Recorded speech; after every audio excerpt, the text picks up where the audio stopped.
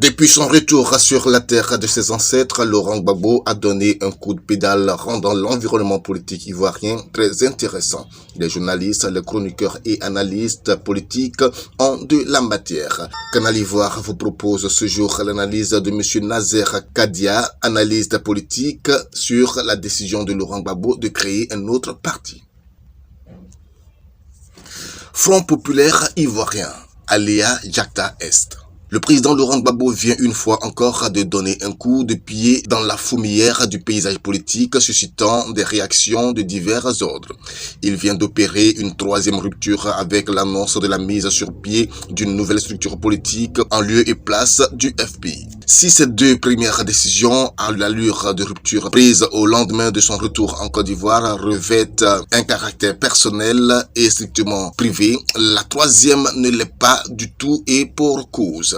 En effet, pour le contrôle du Front populaire ivoirien, parti qu'il a porté sur les fronts baptismaux avec certains de ses camarades en 1988, de nombreuses personnes s'attendaient à ce qu'il engage un bras de fer avec son ancien premier ministre Pascal Affi N'Guessan.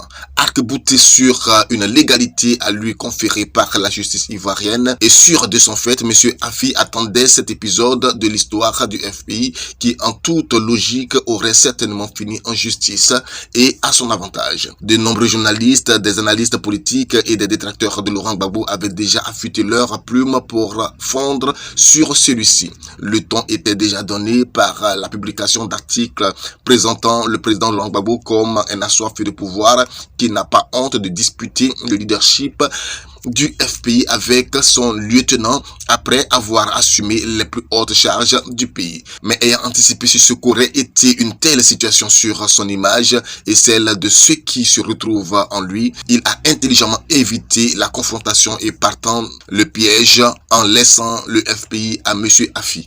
Il décide donc de mettre sur pied une autre structure politique rassemblant tous ceux qui ont une convergence de vues avec lui.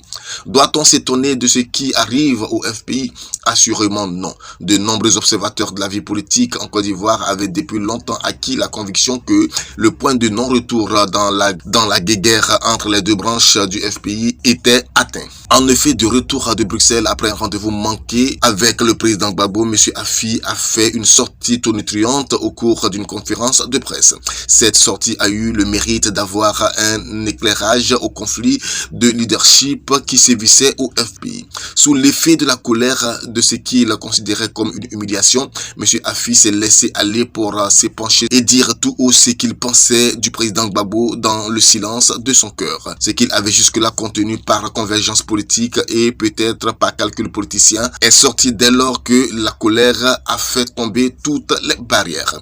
Avec cette sortie et plus tard avec les publications de ses collaborateurs, notamment Jean Bonnet, et il apparaissait évident que recoller les deux morceaux du FPI releverait d'un miracle. En prenant la décision de ne pas engager un bras de fer avec son ancien premier ministre, le président Laurent Gbagbo se refuse donc à se donner en spectacle et à donner un grain à moudre à ses détracteurs. La bataille de Kirina n'aura donc pas lieu, car il n'y a pas de bataille qui ne valent pas la peine d'être menée. Mais les séparations et les changements les plus souhaités ont leur moment de mélancolie. Et la mélancolie est le sentiment qui étreint actuellement de nombreux militants des deux tendances du Front populaire ivoirien. Car des années de lutte commune, des années de privation partagée ne peuvent pas s'oublier du jour au lendemain. Certains d'entre eux ont encore l'espoir que les choses peuvent toujours s'arranger, mais comment? En entendant cela, Aléa Jacta Est, les dés sont jetés. Chacun ira sur sa route vers son destin et demain nous situera. Demain est certes un autre jour, mais demain arrive toujours. Et s'il y a eu un matin en Hibernie, il y aura assurément un soir et l'ivraie sera séparé du vrai. Nazer Kadia, analyste politique.